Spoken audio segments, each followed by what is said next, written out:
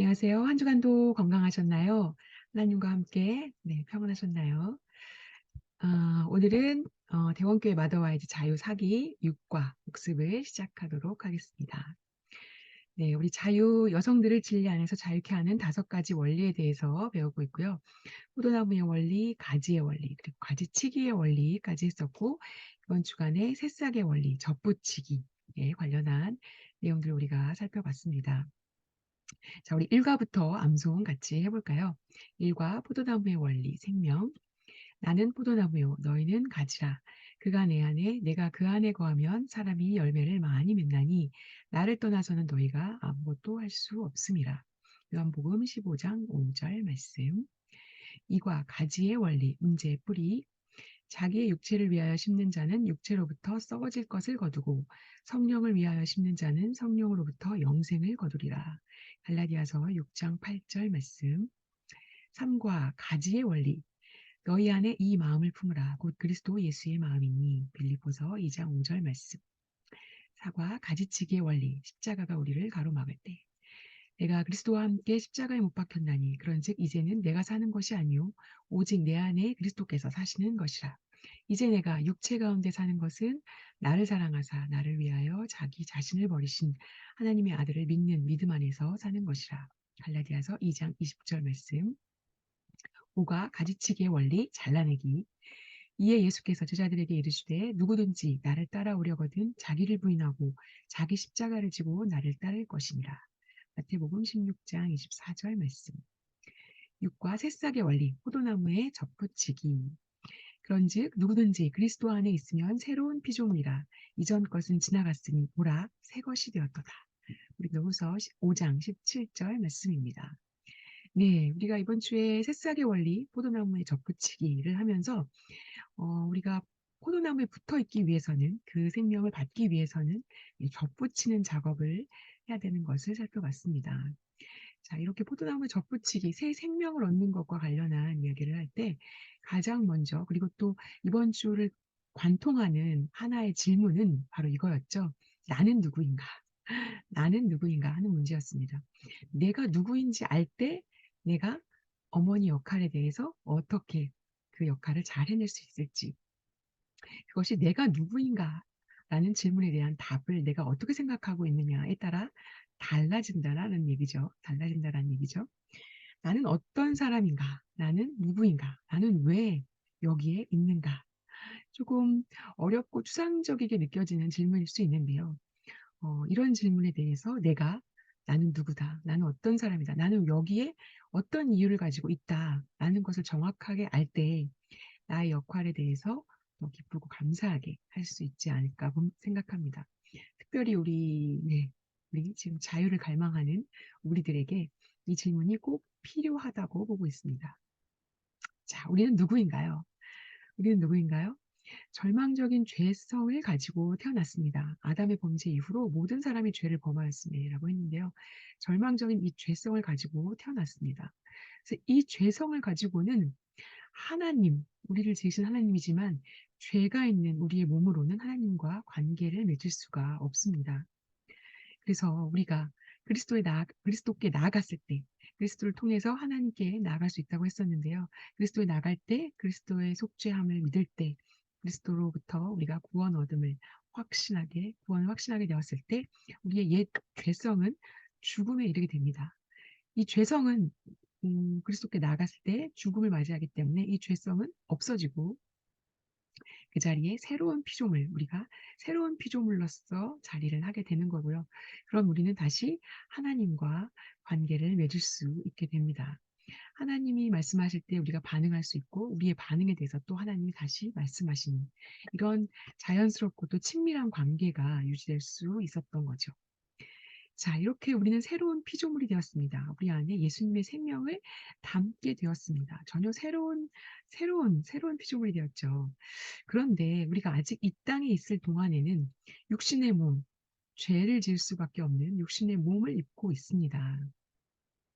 그럼에도 불구하고 우리의 정체성은 완전히 의롭고 선한 새로운 피조물이라는 것이 변하지 않는 사실입니다. 우리의 본질은, 우리의 정체성은 새로운 피조물입니다. 나의 가장 깊숙한 내면의 나의 영은 새로운 피조물로서 예수님의 생명을 담고 있다는 뜻이죠. 하지만 우리는 육신의 몸을 입고 있습니다. 그래서 우리 생각과 감정, 의지, 이런 육신의 몸에서 나오는 이런 것들은 아직 우리가 죄를 짓게 할 수도 있는 거고요. 아직 그 새로운 피조물로서의 완전체를 이루기 위해서는 미완성된 상태라고 보는 거죠. 이 육신의 몸을 우리가 다스리고 또 변화하는 과정을 겪고 있다고 보시면 될 것 같습니다. 자, 어쨌든 이 본질과 행위는 별개의 것으로 우리가 생각할 수 있어야 된다는 거죠. 자, 이걸 왜 별개로 생각해야 되느냐는 문제는 계속 앞으로 다루어질 겁니다. 자, 우리가 앞에 지난주에도 공부했던 것처럼 육신적인 태도와 행동에 대해서 죽어야 하고, 우리 안에 우리를 통해서 예수께서 사시도록 의지적으로 결단할 때 재구성 작업이 우리 안에, 우리 몸에, 우리 마음에 재구성 작업이 일어난다라고 봤습니다. 네, 마찬가지로 이것은 오늘 한 번 나의 죄성에 죽는다, 죽겠다라고 결단 딱 한 번으로 완성되는 것이 결코 아니라고 했습니다. 네, 우리의 모든 잘못된 태도와 습관, 행동에 대해서 하나씩 하나씩, 하나씩 하나씩 죽어야 합니다. 하나씩 하나씩 십자가로 가져가서 죽어야 합니다. 네, 우리의 모든 잘못된 태도와 행동 습관들이 고쳐질 때까지, 다 죽을 때까지 매일매일, 매순간 매순간 우리가 반복해야 되는 삶의 양식으로서 십자가 앞에 나아가야 한다고 했습니다. 우리가 이러한 것들을 통해서 우리 마음을 새롭게 할 수 있다고 했었고요. 한 겹씩 한 겹씩, 하나씩 하나씩, 한 영역씩 한 영역씩 우리가 변해 갈 수 있다라고 봤습니다. 이렇게 한 영역씩 우리의 영역들이 변해가면서 육신에 대해서 죽고 예수의 영이 나타나는 그 영역들이 점점 더 많아지면서 예수님의 생명이 우리를 통해서 나타나고, 그것을 통해서 우리는 기쁨과 사랑과 자유를 누리게 된다고 말씀하고 계십니다. 예수님의 생명이 우리 안에, 우리의 본질적으로 바뀌어져 있는 그 예수님의 생명이 우리를 통해서 흘러나가도록, 풍성하게, 풍성하게 채워지고 또 흘러나가도록 하는 것. 이것이 우리가 어머니로서 진정한 자녀 양육을 하는 것이다라고 말하고 있습니다. 자녀 양육이 끝났다고 생각하시는 분들은, 네, 진정한 우리의 생명, 예수님의 생명이 우리를 통해서 흘러나가도록 하는 것. 이것이 아내로서 또 이 땅을 살아가는 크리스찬으로서의 우리의 모습이라고 볼 수 있을 것 같습니다. 네, 예수님의 모습이 보이시죠? 자, 우리의 관건은, 우리가 중요하게 여겨야 할 것은 바로 부활하신 주님이라는 사실입니다. 예수님이 부활하셨다는 사실입니다. 예수님이 부활하셨다는 것은 무엇인가요? 네, 부활해서 살아계시다는 거고요. 살아계신 주님이 어디 계세요?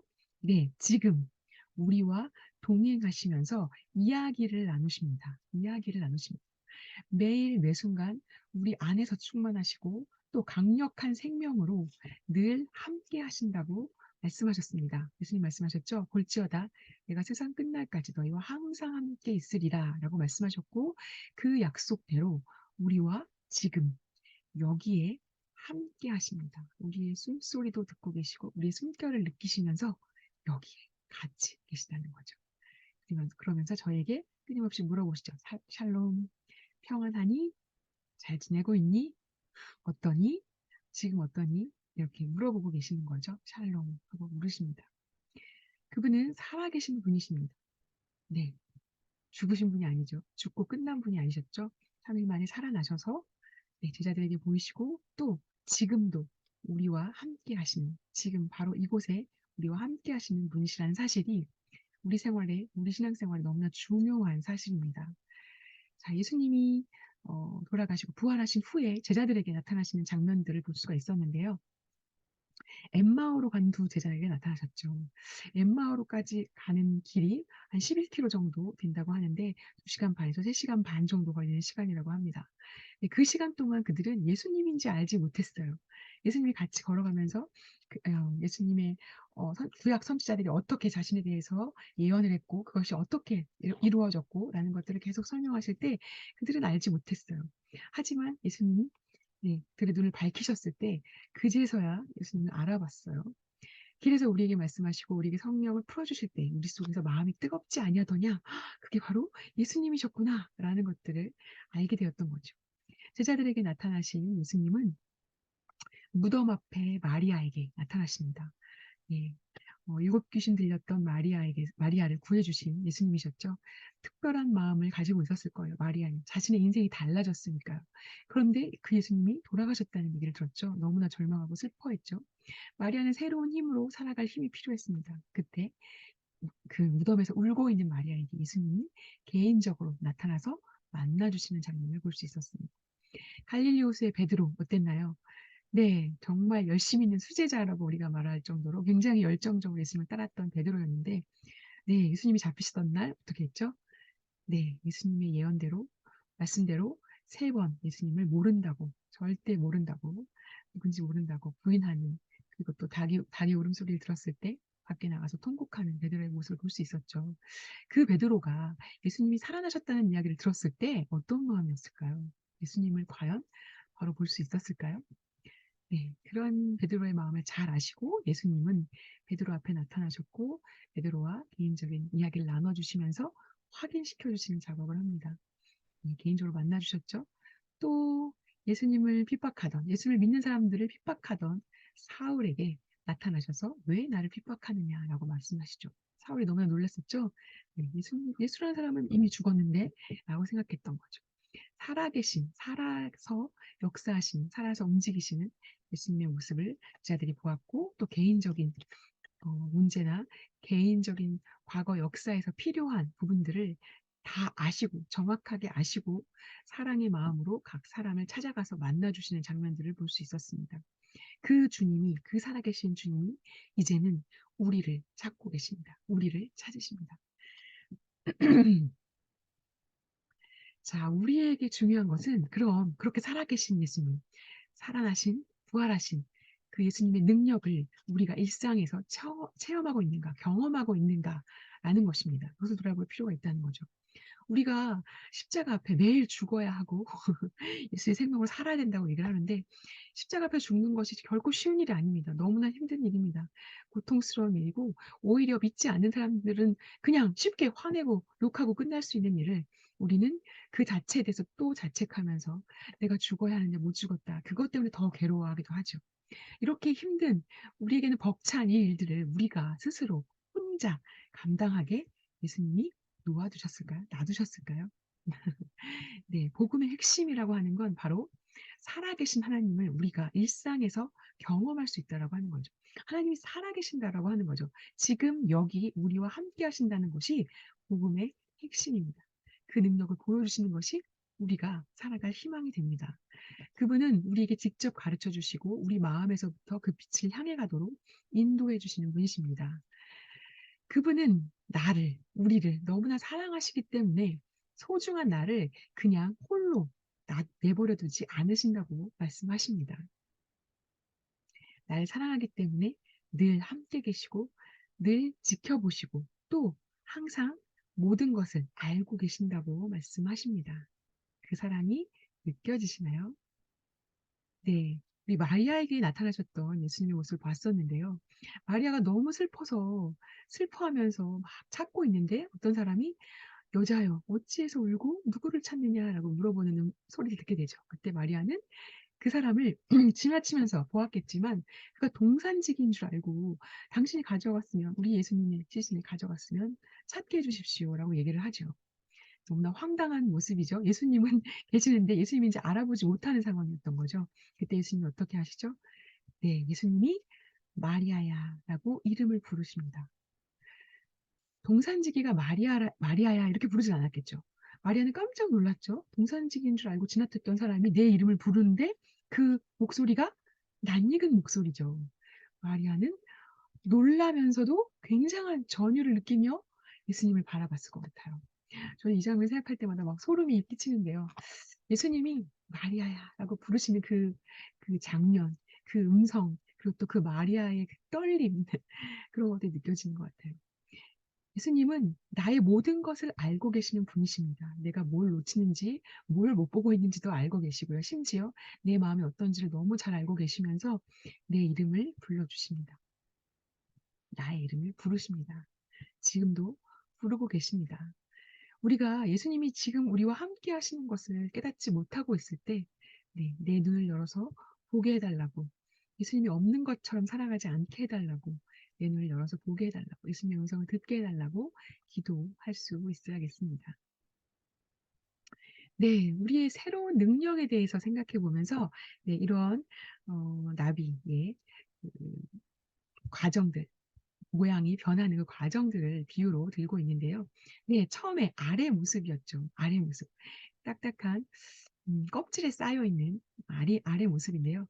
우리가 주님을 알기 전의 모습과 유사할 수 있을 것 같아요. 껍질 안에 갇혀 있고 이 안에 들어가 있기 때문에 하나님과 분리된 상태로 하나님과 관계를 맺지 못하는 그런 상태라고 했었죠. 자, 거기서 조금 더 나아가면 이제 애벌레의 모습으로 변하게 됩니다. 알은 애벌레가 되면서 엄청나게 많은 걸 먹기 시작하는데요. 이때는 그리스도를 만나고 우리가 주님을 만나고 알 껍데기를 깨고 나와서 이전과는 또 완전히 다른 모습으로 지금 변해 있는 거죠. 그러면서 굉장히 예수님을 만난 기쁨과 즐거움, 그리고 또 흥분, 갈급한 심정, 이런 마음으로 하나님을 열심히 찾고 또 하나님을 알기 원하고 또 교회 열심히, 예배에 열심히, 기도에 열심히 막 참여하면서 정말 아무거나 막 먹어치우는, 엄청나게 왕성하게 먹어치우는 애벌레처럼 우리가 막 갈급한 마음으로 열심히 먹으면서 성장하는 것을 볼 수 있습니다. 자, 이런 단계를 지나셨나요? 열심히 먹으면서 성장하면서 더 이상 들어갈 데가 없을 만큼 엄청나게 팽창하고 몸집이 커져서 점점 더 몸집이 커지는 것이 아니라 어느 정도가 되면, 네, 오히려 완전히 커져서 뻥 하고 다른 뭐 형태로 날아가는 게 아니라, 네, 완전히 자기 자신을 딱딱하게 죽음의 상태처럼, 멈추는 상태처럼 이렇게 고치를 만드는 거죠. 어둠 속으로 들어가는 시간이라고 볼 수 있습니다. 이 시간은 우리가 '내가 이렇게까지 하나님을 만났는데 왜 응답하시지 않을까? 내가 이렇게까지 했는데 왜 나는 아직 변하지 않을까?' 다양한 질문들과 그리고 또 외로움들, 그리고 두려움, 불안들, 이해되지 않는 것, 그리고 또 죽음의 상태 속에서 내가 움직이지 못하는 이런 죽음과 가까운 이런 상태 속에서 계속 무언가를 하나님의 응답을, 하나님의 일하심을, 내가 일할 수 있는 능력이 되는 것을 기다리는 시간이 바로 이 시간이죠. 이 시간은 아무 쓸데없는 시간이라고 우리가 볼 수 있습니다. '아, 도대체 얘가 지금 살아있는 거야? 죽은 거야? 이 도대체 이 안에서 뭔 일이 벌어지는 거야?' 우리가 볼 수 없으니까 이해할 수도 없죠. 알 수가 없죠, 이 안에서 뭔 일이 벌어지는지. 하지만 우리는 알고 있죠. 그다음 단계를 알고 있으니까요. 지금 죽음과 같은 이 멈춤의 시간은 완전히 새로운 차원으로 또 우리의 모습이 바뀌기 위한 준비 시간이라는 걸 우리가 이제 알고 있습니다. 알 수 있습니다. 그렇습니다. 이 시간이 지나면, 죽음과 같은 멈춤의 시간이 지나면, 네, 우리는 이렇게 아름다운 모습으로, 아름다운 나비로, 완전히 새로운 피조물로 변하게 됩니다. 이제 우리는 날갯짓을 하고 마음껏 날아갈 수 있는 완전한 자유로운 피조물이 되는 것이죠. 네, 과거의 애벌레는 죽고 없습니다. 완전히 새로운 생명으로 대체되었기 때문이죠.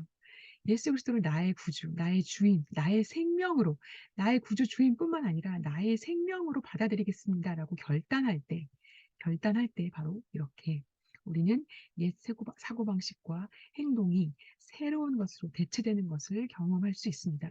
이것은 내가 조금 더 사람에게 친절하게 대하기 위해서, 사랑을 베풀기 위해서, 또는 내가 이것을 참아내기 위해서, 인내하기 위해서 노력한다라고 하는 차원이 아니라는 거예요. 노력하는 수준이 아니라 훨씬 더 본질적인, 완전히 다른 것으로의 변화라는 거죠. 진정한 내적인 변화입니다. 나는 완전히 다르게 변하는 거예요. 그러니까 나는 슬퍼서 '아, 나는 더 이상 슬퍼하지 않을 거야.'라고 이를 꽉 물고 슬픔을 참는 게 아니라 슬픔이 아예 사라지는 거죠. 완전히 슬픔이 그냥 기쁨이 되는 거예요, 갑자기. 변하는 거죠. 내 안에 본질적인 변화가 일어나는 겁니다. 분노가 이 분노를 꾹꾹 참아내는 게 아니라 분노가 완전히, 예, 기쁨으로 바뀌는 거죠. 불안하고 근심했던 것이 기쁨과 감사함으로 완전히 다른 형태로 내 마음 깊은 곳에서부터 완전히 다른 것이 나오는 거죠. 새로운 피조물이 바로 그것입니다.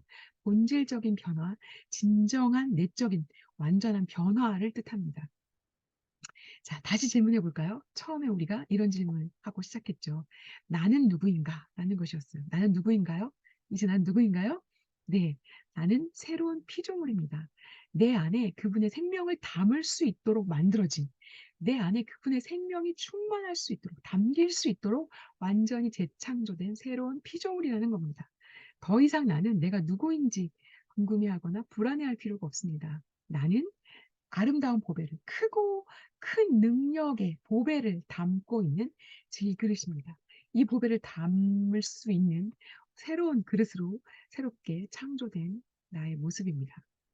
내가 이 땅에서 비록 육신의 욕심을 따라서 살아갈 수 있겠지만, 그래서 죄를 지을 수도 있습니다. 하지만 내 속사람, 진정한 나, 진정한 나의 영은 그분의 생명을 담고 믿음으로 반응할 수 있는 아름답고 새로운 피조물입니다.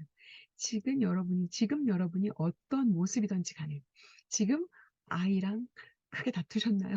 아이 때문에 정말 비참함을 느끼시나요? 아이의 말 때문에 상처받으셨나요? 아이의 모습 때문에 '나는 이거밖에 안 되는 엄마인가?' 이런 생각을 혹시 하셨나요? 여러분은 여러분 속 사람은, 진정한 여러분의 모습은, 진정한 여러분의 정체성은 바로 그분의 생명을 담고 믿음으로 반응할 수 있는 아름답고 새로운 피조물이십니다. 아름다우십니다. 새로운 피조물이십니다. 우리가 해야 할 일은 나의 마음과 생각과 감정을 하나님께 올려드리는 일입니다. 나를 계속 빚어 주세요. 나의 생각과 감정을 올려드립니다.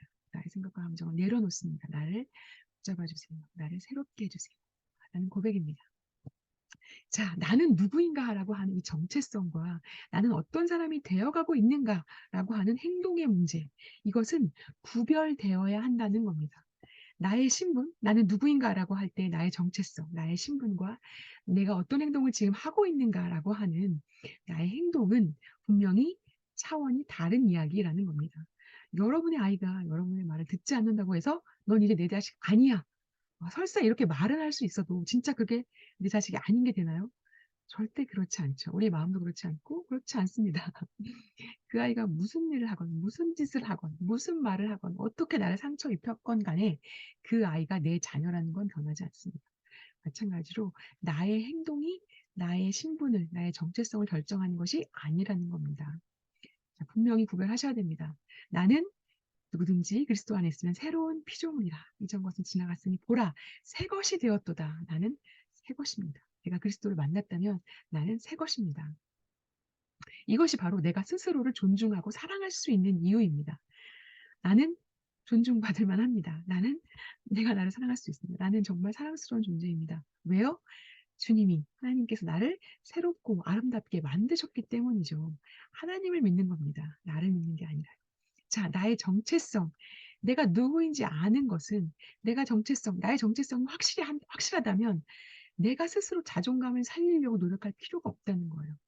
자신의 가치를 확인하기 위해서 내가 더 많이 소유해야, 내가 더 멋지게 옷을 입어야, 내가 좀 돈을 좀 써야 다른 사람들이 나를 인정해 줄 거야 라고 하면서 내 가치를 인정받기 위해서 노력할 필요가 없다는 거예요. 외적인 성공, 외적인 모습, 다른 사람들의 인정, 이런 것들은 나의 정체성을 결정하는 것이 절대 아니라고 하는 거죠. 그 사람들은 나를 몰라요. 나의 모든 걸 모르는 사람들이에요. 그 사람들의 판단에 나의 정체성을 맡기시겠습니까? 네. 그러지 마십시오. 네. 그 사람들에게 달려있는 게 아닙니다. 나의 정체성은 하나님이 만드셨습니다. 말씀하셨습니다. 새로운 피조물이라고 말씀하셨습니다. 이렇게 내가 누구인지 안다는 것은, 내가 누구인지 알게 된다면 더 이상 외적인 시선, 사람들의 시선, 그것 때문에 내가 불안해하고 염려하고 뭔가를 채우기 위해서 계속 안절부절하는 그런 모습으로 사는 게 아니라고 하는 거죠. 그런 모습으로 살지 않아도 된다는 거죠. 내가 누구인지 정확하게 안다면 나는 평안한 마음으로, 누가 뭐라고 하든지 평안한 마음으로 삶의 진짜 중요한 문제들에 집념할 수 있어요. 집중할 수 있습니다. 전념할 수 있습니다. 진짜 뭐가 중요한지, 무엇이 중요한지 얘기하죠. 정말 중요한 것에 집중해야 되겠죠, 우리가. 하나님의 거룩한 생명을 우리 속에 간직했다고 했는데요. 이 생명을 담을 수 있는 그릇이라고 했는데요. 그렇게 거룩한 생명을 담는 사랑스러운 여성이 되는 일에 집중할 수 있어야 한다는 거죠. 하게 된다는 거죠. 그리고 또한 하나님이 우리에게 맡겨주신 사람들, 우리가 만나게 하신 사람들, 가정 안에서 만나게 하신 남편, 자녀들, 또 부모님들, 네, 가족들, 형제들, 이 우리와 관계 맺게 하신 이 모든 사람들과의 관계 속에서, 모든 사람들의 삶에 그분의 생명을 부어주는 일, 그분의 생명이 흘러가게, 그 사람들에게 일단 흘러가게 하는 것, 그것이 나의 역할이라고 하는 거죠. 이 역할, 나의 중요한 이 역할에 더 집중해야 한다라고 하는 거죠. 집중할 수 있다는 거죠. 자, 나는 누구입니까? 나는 세상의 빛과 소금입니다. 나는 누구입니까? 나는 하나님의 자녀입니다. 나는 참 포도나무의 일부입니다. 주님의 생명이 흘러갈 수 있는 가지로서의 일부입니다. 나는 하나님의 성령이 거하시는, 하나님의 영이 거하시는 거룩한 성전입니다. 거룩한 곳입니다. 하나님의 영이 거하실 수 있도록 만들어진 새로운 사람입니다. 그리스도의 몸입니다. 나는 그리스도의 몸 중에 한 부분입니다. 그리스도의 전체 몸을 이루는 한 부분입니다. 그리스도 안에서 그분의 선한 일을 하기 위해서 새롭게 지음을 받은 자입니다. 나는 그분의 선한 일을 할 수 있도록 지음을 받은 자입니다. 의와 거룩함을 입은 자입니다. 천국의 시민입니다. 지금 현재 천국에 앉아 있는 사람입니다. 와우. 네. 그리스도가 나의 생명이 되심을, 예수님의 생명을 나타내는 자입니다. 하나님이 택하신 사람입니다. 하나님의 사랑함을 받는 자입니다. 빛의 딸입니다. 어두움에 속하지 않은 자입니다. 기도로 영적인 제사를 드릴 수 있는 거룩한 제사장입니다. 세상에서는 나그네이자 행인입니다. 마귀의 대적입니다. 마귀의 친구가 아니라요. 마귀의 속임수에 넘어가는 사람이 아니라 마귀와 대적하는 사람입니다. 주님의 초장에서 부족함이 없는 자입니다. 내가 부족함이 없으리로다. 라고 고백하는 사람입니다. 그리스도 안에서 이렇게 내가 누구인지 아는 것, 나의 정체성을 확실하게 하는 것, 이것이 나에게 닥쳐진 문제나 나에게 지금 어려운 이 상황을 바꿀 수는 없습니다. 나의 정체성을 안다는 것이 이 상황을 바꾸는 건 아닙니다. 하지만 그 환경을 그대로 있지만, 그 문제는 그대로 있지만, 그 환경을 바라보는 나의 시선이 바뀔 수 있습니다. 문제는 그대로 있지만 내가 달라질 수 있습니다. 나는 누구니까? 나는 하나님의 자녀니까. 이 문제들이 나를 괴롭히는 것이 아니라, 나를 불안하게 하는 것이 아니라, 나를 안절부절하게 하는 것이 아니라, 이 문제들이 오히려 주님의 생명과 은혜를 나타내는 기회가 됩니다. 하나님의 사랑을 체험할 수 있는 기회가 됩니다. 하나님이 역시 나와 함께 하시는구나 확신할 수 있는 감사의 제목이 될 수 있다라고 하는 거죠. 내 눈이 바뀌는 겁니다. 그렇게 나의 행동과 내 신분이 일치하지 않는다 해도 아직은 완전하게 일치하기 어렵습니다. 할 수 없습니다. 일상을 사는 동안은. 내 행동이 내 신분과 일치하지 않는다는 것 때문에 절망하지 마십시오. 나의 근본적인 정체성은 내 행동 때문에 변하지 않는다는 거죠. 내가 뭔 짓을 해도 나는 하나님의 자녀입니다.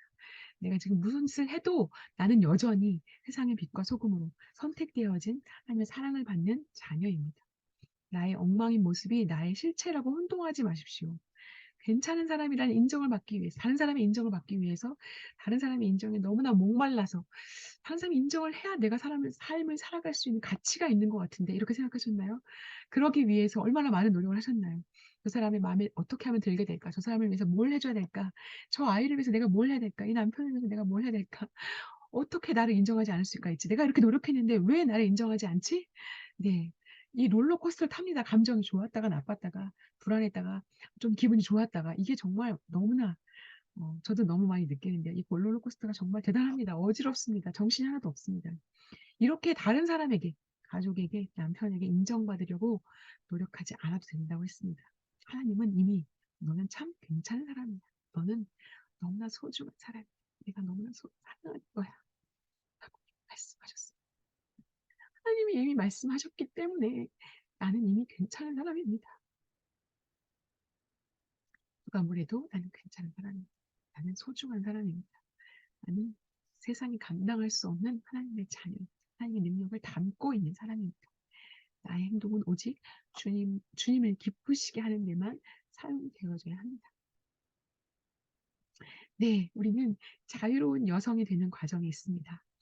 그리스도의 생명을 억누르는 내면의 사슬, 나는 하나님의 사랑으로 충만하고 나의 생명으로 충만한 그런 속사람이 있는데 이 속사람을 계속 억누르는 내면의 사슬, 육신의 욕심, 육신의 모습들이 나를 자꾸만 억누르는 거죠. 그리스도의 생명을 억누르는 거죠. 그런 사슬에서 해방되어서 참 자유를 얻기 원합니다. 그렇게 참 자유를 맛본 나는 마음을 새롭게 함으로 계속해서 변화하는 중이라는 겁니다. 지금 이렇게 계절이 바뀌고 있는 것처럼 시간이 지나는 것처럼 우리가 나이를 한 살 한 살 더 먹어갈수록 계절이 흐를수록 하나님의 사랑이 내 안에서 더 투명해지고 하나님의 생명이 더 분명하게 드러나게 될 것입니다. 나는 지금 ing 진행형입니다. 만들어져 가고 있는 중입니다. 이렇게 내가 완전한 자유를 얻게 될 때 자녀는 나의 얼굴 속에서 주님의 영광을 봅니다. 나의 목소리에서 그분의 음성을 듣고 인식하게 됩니다. 나의 행동을 보면서 하나님의 일하심을 느끼게 됩니다. 나의 기도 소리를 듣고 나와 하나님의 하나의 모습, 나의 손길에서 성령의 손길을 우리 자녀를 통해서 예수님의 생명이 살아계심이 증명되어지기를 원합니다. 그러니까 자녀들에게 잔소리할 필요가 없더라고요. 우리 자녀들은 하나님의 자녀라고 했었잖아요. 자녀들에게 아무 얘기하지 않아도 괜찮습니다. 내 얼굴에서 주님의 영광을 보여주면 됩니다. 내 안에서 예수님의 생명이 작동하게 하면 되는 겁니다. 내 기도 소리를 통해서, 내 행동을 통해서, 내 목소리를 통해서 하나님의 존재를 느낀다면 그러면 됐습니다. 그러면 됩니다. 하나님이 책임지십니다. 우리 자녀들을 책임지십니다. 자, 우리에게 필요한 것이 있습니다. 또 우리에게 주어진 것이 있습니다. 예수님의 부활 능력입니다. 예수님이 살아계셔서 우리와 함께 하신다고 말씀하셨고요. 또 예수님이 부활하신 후에 제자들에게 어떤 일이 일어났죠? 너무나 놀라운 일이 있었죠. 성령이 이 땅에 임하셨을 때. 성령 충만함을 받았을 때, 성령 세례를 받았을 때 제자들이 갑작스럽게 완벽하게 완전히 다른 사람이 되었죠. 정말 무서워서 벌벌 떨고 불안해서 문을 닫고 숨어있던 사람들이 담대하게 나가서 전하죠. 예수님의 증인이 되죠. 예수님을 부인했던 베드로가 내가 예수님의 증인이다라고 말하게 되는 거죠. 담대하게 몇천 명 있는 사람들 앞에서 선포하게 됩니다. 어부들이었죠. 아무것도 모르는 사회적으로 그렇게 신분이 높지 않았고 사람들이 그들의 말에 귀를 기울일 리가 없었던 사람들이잖아요. 그런데 그들의 말하는 것이 너무나 달라졌어요. 다른 사람이 됐습니다. 완전히 다른 사람이 되었습니다. 심지어 그들이 한 번도 들어본 적도 없었던 여러 나라의 말을 막 하기 시작하죠. 너무나 놀라운 변화였습니다. 자신의 지식과 자신의 한계를 뛰어넘는 성령님이 대신해서 그들을 통해서 일하시니까 완전히 다른 모습이 되었습니다. 자, 나는 내가 누구인지, 내가 어떤 능력을 가지고 있는 사람인지를 기억해야 합니다. 나는 완전히 새롭게 창조돼서 하나님으로 충만할 수 있는 능력을 지니게 되었습니다. 나의 마음과 생각을 그분의 마음과 생각으로 채워주시기를 기도할 수 있습니다. 우리가 직접 하나님께 나아갈 수 있습니다. 직접 기도할 수 있습니다. 기도할 수 있는 거룩한 제사장이라고 하셨죠.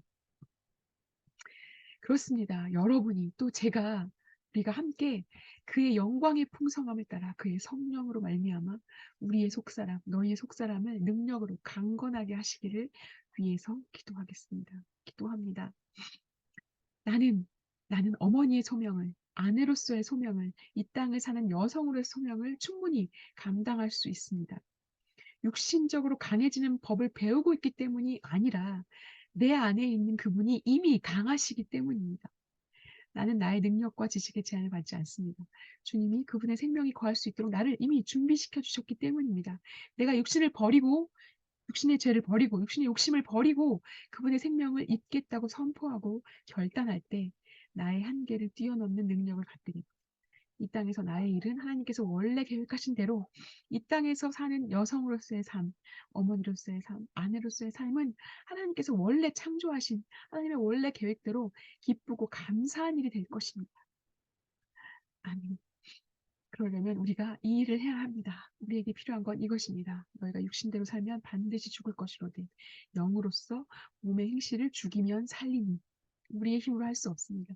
성령이 우리를 통해 역사하시기를 우리가 그 성령이 들어오시도록 마음 문을 열어드리고 들어오십시오. 나를 사용하십시오. 나의 육신의 모습을 죽이시고 주님의 영으로 나를 살리십시오. 라고 고백할 때 그 일이 시작됩니다. 자, 지금 여기에 하나님은 살아계십니다. 나와 함께 하십니다. 어디 있는데요? 라고 찾고 있는 모습이 보이시죠? 안 보이는데, 하나도 안 보이는데 어디 계시는 거예요? 대체 너무 멀리 있는 거 아니에요? 라고 생각하고 계시나요? 자, 예수님이 바로 옆에 계십니다. 함께 기도하겠습니다. 주님, 제 지난 삶의 굽이굽이 실패와 절망으로 얼룩진 시간들이 당신이 저에게 오시기 위한 과정이었음을 깨닫게 하시니 감사합니다. 그 시간들을 통해서 저를 만나주시고 저와 함께 하시기를 간절히 원하셨던 주님의 마음을 알지 못한 채 늘 힘들고 외롭다고 투정했던 제 모습을 돌아봅니다. 당신이 함께 하심으로 제게 주어진 능력이 얼마나 큰 것인지를 짐작도 못한 채 쓰러져 있는 저를 바라보시는 그 마음이 얼마나 아프셨을까요? 그런 저를 위해서 이미 치르신 당신의 희생을 무가치하게 여긴 저의 어리석음을 용서해 주세요. 이제 다시 일어나 제 삶의 현장에서 부활하신 주님을 뜨겁게 만나기 원합니다. 그 주님과 동행함으로 저에게 주어진 권세를 회복하기 원합니다. 성령님, 저와 함께 해주세요. 우리를 위해서 죽으시고 부활하신, 지금도 살아계셔서 나와 함께 하신 예수님의 이름으로 기도합니다. 아멘.